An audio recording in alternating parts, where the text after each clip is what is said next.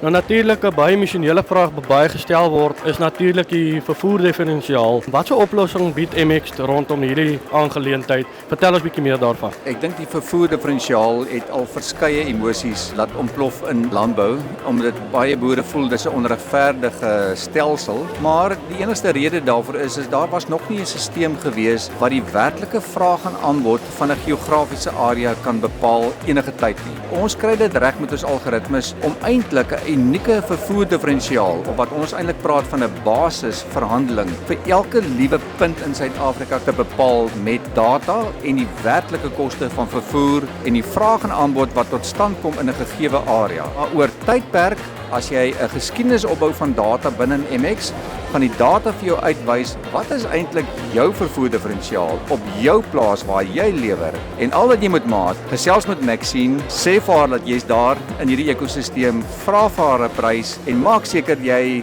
enrol op ons stelsel sodat sy jou volgende keer weer kan erken. En hoe meer jy besigheid doen en hoe meer jy hierdie vrae vra vir Maxine, hoe meer kennis bou is van jou op en hoe meer kan jou vervoerdifferensiaal op die punt van jou lewering verbeter. Op die mark met MX.